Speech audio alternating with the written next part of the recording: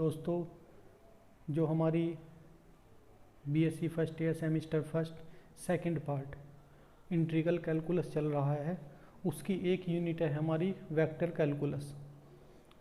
8 unit है हमारी total syllabus में, 8 यूनिट है। तो 8 यूनिट का जो वेक्टर कैलकुलस पार्ट है वो चल रहा है। देखिएगा, ये हमारी थ्योरम नंबर 6 है, वेरी मोस्ट इम्पोर्टेंट थ्योरम है। थ्योरम नंबर 4 और theorem number 6 very most important है। तो इसका पहले मैं रफली पार्ट करता हूँ, मैं लिख देता हूँ rough.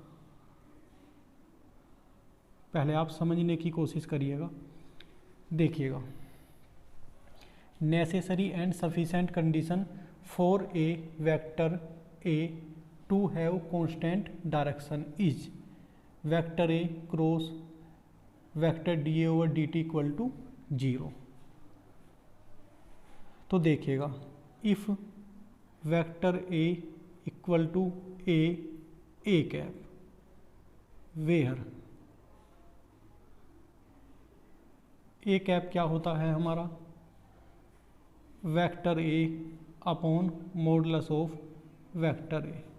Modulus of vector a हमारा क्या हो जाता है, ए।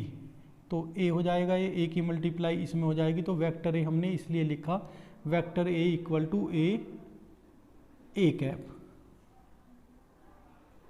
ए कैप क्या है हमारा यहाँ, ए कैप है हमारा यहाँ डायरेक्शन ऑफ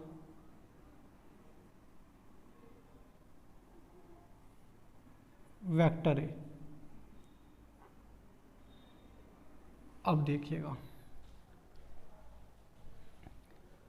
हमें पहले ऐसा रिलेशन लाना है, ये रिलेशन लाना है हमें पहले, ये relation vector A cross D A over D T. तो वेक्टर ए तो हमारा आ गया ए कैप। अब देखिएगा, डी ओवर डी टी करता हूँ इसका, दोनों साइड का डिफरेंशिएशन ए कैप। जब डिफरेंशिएशन करेंगे तो ये D vector D A over D T, यहाँ देखिएगा फर्स्ट एज इट इज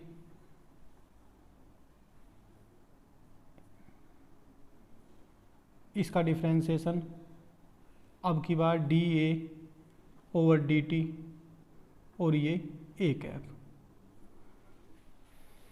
देखिएगा, वेक्टर ए की क्या है यहाँ, D A over D T तो आ गया, लेकिन वेक्टर ए की मल्टीप्लाई है। तो दोनों साइड क्रॉस मल्टीप्लाई जब करेंगे हम, मल्टीप्लाई भी कैसी, क्रॉस मल्टीप्लाई, एक डॉट और एक क्रॉस होता है वेक्टर में, तो हम क्रॉस ले रहे हैं। दोनों साइड क्रॉस किसके साथ करेंगे, वेक्टर ए के। अभी रफली पार्ट चल रहा है।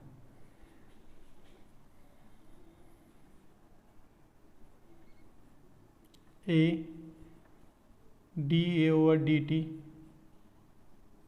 Plus D A over D T A cap. अब देखिएगा, वेक्टर ए क्या है, ए। देखिएगा, वेक्टर ए की वैल्यू रखता हूँ यहाँ। जब वेक्टर ए की वैल्यू रखूँगा तो ये हो जाएगा हमारा vector A cross D A over D T equal to क्या है वैल्यू, फर्स्ट से A cap, A cap cross A D A over D T plus D A over D T A cap अंदर। अब देखिएगा, जब हमारा ये cross है तो क्रॉस किसके साथ होगा, वेक्टर के साथ ही। तो हम इसे ये लिख सकते हैं ए स्क्वायर, और ये क्रॉस हो जाएगा A cap cross D A over D T, फिर प्लस ए डी ए एक साथ, और वेक्टर क्वांटिटी हमारी एक साथ ये हो जाएगी ए क्रॉस ए। हम जानते हैं ए क्रॉस ए क्या होता है हमारा 0, तो सिर्फ हमारे पास बचा this implied vector A cross vector D A over D T equal to A square a cap cross D A over D t. ये हमने इक्वेशन नंबर 2 लेट की। अब देखिएगा, अभी हमने नेसेसरी या सफिशेंट कंडीशन की बात नहीं करी, अभी तो हम सिर्फ एक ऐसी कंडीशन लेकर आए हैं कि vector A cross D A over D T हमारा आ जाए। अब ये हमें मिल गया, ये हमने इक्वेशन नंबर 2 लेट करी। अब देखिएगा नेसेसरी कंडीशन में,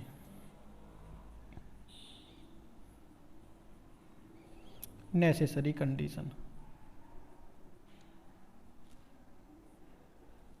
नेसेसरी कंडीशन में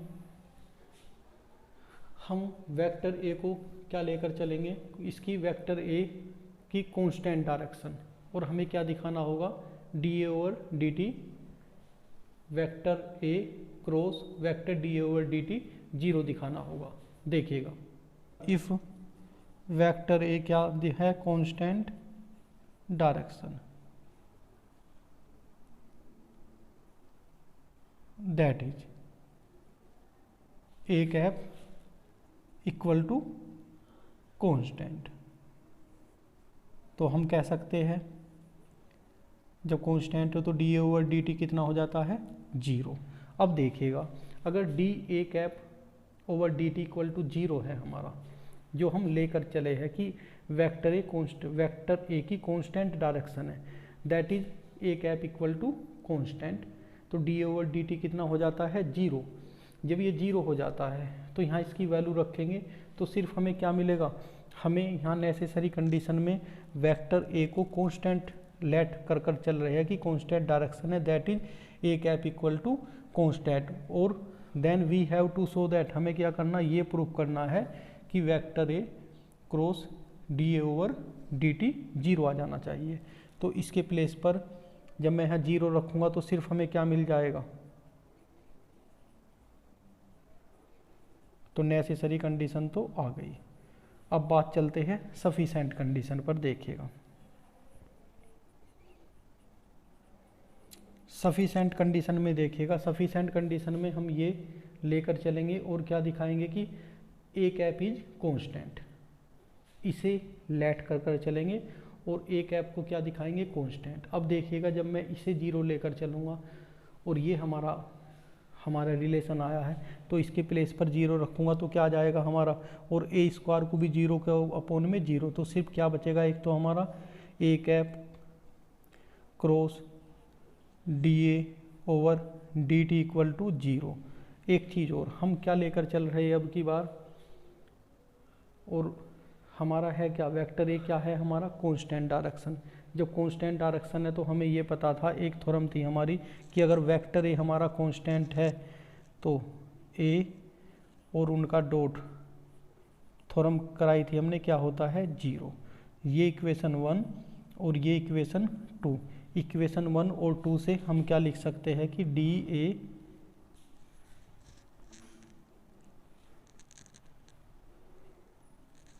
ए over D T, D A cap over D T equal to क्या 0। कब आया होगा 0, ये जब ए कैप क्या रहा होगा हमारा कांस्टेंट। तो दोस्तों ये थ्योरम मैंने आपको अभी रफली समझाया है, अभी तो सिर्फ रफली है, अब आप इसे फेयर देखिएगा। देखिएगा if vector A equal to A cap where vector A का modulus equal to A, mod of vector A equal to A, and A cap is the direction of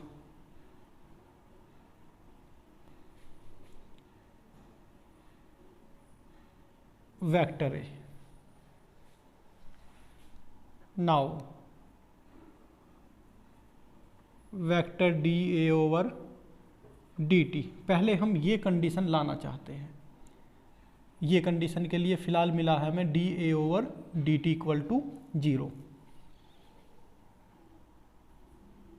तो दोनों साइड का क्या कर रहे हैं हम, डिफरेंशिएशन।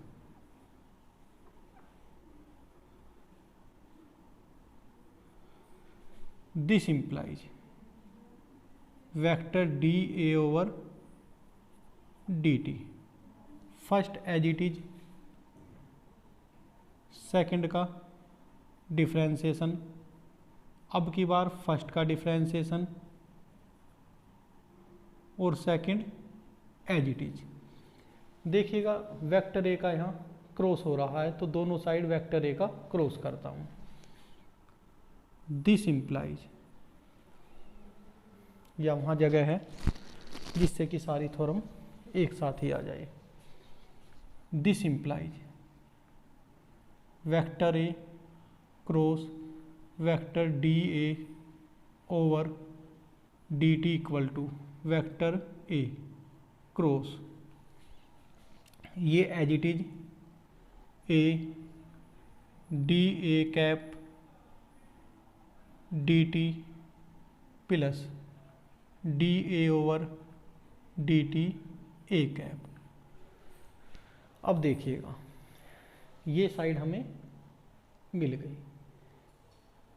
ये इक्वेशन नंबर 1 इसे लेट कर लेते हैं, तो वेक्टर ए की वैल्यू रख देते हैं। तो this implies vector A cross vector dA/dt। इस साइड हम कोई भी छेड़छाड़ नहीं करेंगे क्योंकि ये साइड हमें मिल गई। वेक्टर ए की वैल्यू फ्रॉम फर्स्ट इक्वेशन से A cross A dA/dt plus dA/dt A। अब देखिएगा ये हमारा क्रॉस वेक्टर है, तो हमारी क्रॉस किसके साथ होती है, वेक्टर के साथ ही। तो इसके अंदर जब हम क्रॉस करेंगे तो ये हो जाएगा हमारा, पहले मैं ये लिखता हूँ vector A cross vector dA/dt equal to A square, और ये क्रॉस हो जाएगा हमारी वेक्टर क्वांटिटी के साथ ही dA/dt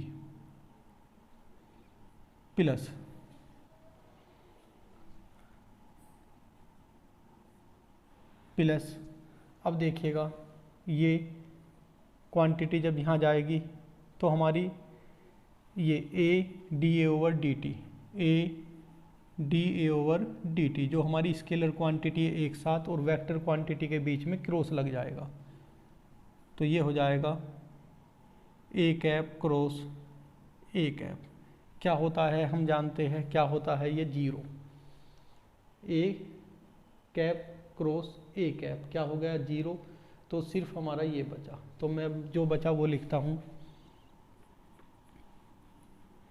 vector A cross dA/dt equal to A square A cross dA/dt। ये हमने इक्वेशन नंबर 2 लेट की, और यहाँ मैंने लिख दिया। क्यों ऐसा हुआ, क्योंकि रिलेशन तो हमारा ये आया था टोटल, तो यहाँ मैं लिख रहा हूँ A cross A equal to 0। अब देखिएगा, अब तक हमने इस थ्योरम में नेसेसरी या सफिशिएंट कंडीशन की बात नहीं की। अभी तक तो सिर्फ हम ये लाना चाह रहे थे, ये हमारा इसके इक्वल आ गया। अब देखिएगा necessary condition.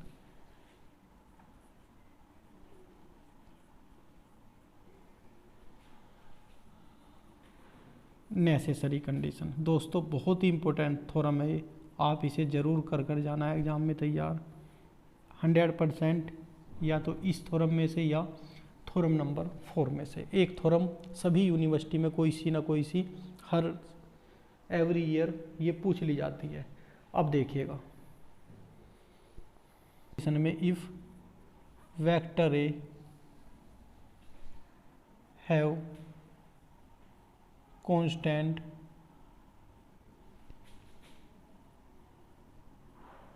Direction, constant direction that is A cap equal to constant. Constant कब होगा ये? So D A cap over D T equal to 0 हो जाएगा। तो then we have to show that, हमें क्या दिखाना है? अगर हमने वेक्टर ए को कांस्टेंट डायरेक्शन लेकर चल रहे हैं, vector A have constant direction that is A cap equal to constant. तो कब होता है कांस्टेंट? जब डी ए ओवर डी टी 0 हो जाता है। तो then we have to show that, हमें ये प्रूव करना है कि वेक्टर ए का cross product vector D A over D T के साथ कितना आ जाना चाहिए? 0 आ जाना चाहिए। अब देखिएगा, जब हम ये लेकर चले हैं कि डी ए ओवर डी टी क्या होता है? 0, और वो हमें दिखाना है। तो फ्रॉम टू से देखिएगा, from two D A over D T जब हम 0 रख देंगे तो सारी टर्म क्या हो जाएगी? 0। सिर्फ हमें क्या मिलेगा? वेक्टर ए का cross product D A over D T के साथ कितना हो गया? 0। ये हमारा प्रूफ हो गया।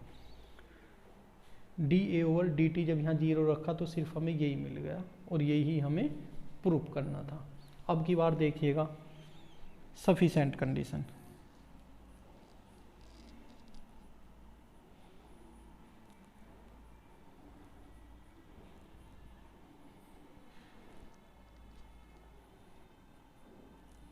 सफिशेंट कंडीशन में if vector A cross vector D A over D T equal to 0, then we have to show that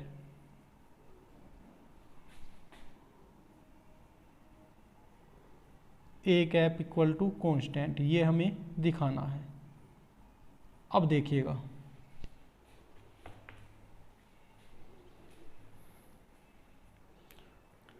देखिएगा, इक्वेशन नंबर 2। इक्वेशन नंबर 2 में अगर हम vector A cross D over D T 0 रखते हैं तो सिर्फ क्या मिलेगा हमें? ये मिलेगा, और ए स्क्वायर भी इसके अपोन में आ जाएगा तो सिर्फ क्या मिलेगा? तो मैं यहाँ लिख रहा हूँ फ्रॉम 2 सिर्फ मिलेगा हमें A cap cross D A over D T equal to 0। इसे मैं लेट कर लेता हूँ इक्वेशन नंबर 3। अब यहाँ देखिएगा, हमें वेक्टर ए का या ए कैप का mod of A cap equal to A क्या है? हमारा कांस्टेंट। क्या है ये? हमारा कांस्टेंट। जब ये हमारा कांस्टेंट है तो हमारी एक थ्योरम थी, जब कोई वेक्टर कांस्टेंट होता है तो हमने वो सिद्ध किया था कि देन तब A cap dot D A over D T equal to 0। 2 theorem में अब तक हमने ऐसा किया कि अगर हमारा कोई वेक्टर कांस्टेंट है तो हम उसे ये प्रूव कर सकते हैं। तो ये इक्वेशन नंबर 3 और ये इक्वेशन नंबर 4 हो गई। तो इक्वेशन नंबर 3 एंड 4 से हम ये लिख सकते हैं, देखता हूँ आपको ये दिख रहा है क्या? चलो मैं थोड़ा सा रफ करता हूँ, आप यहाँ तक इसे अच्छी तरह से देख लीजिएगा। फ्रॉम 3 एंड 4, 3 एंड 4 से हम लिख सकते हैं कि D A over D T equal to 0। और ये कब 0 रहा होगा? दिस इम्प्लाई जब हमारा A cap equal to constant रहा होगा। तो ये थ्योरम हमारी कंप्लीट हुई। वेरी मोस्ट इम्पोर्टेंट थ्योरम थी। तो दोस्तों इस थ्योरम को आप अच्छी तरह से तैयार करें। Thank you.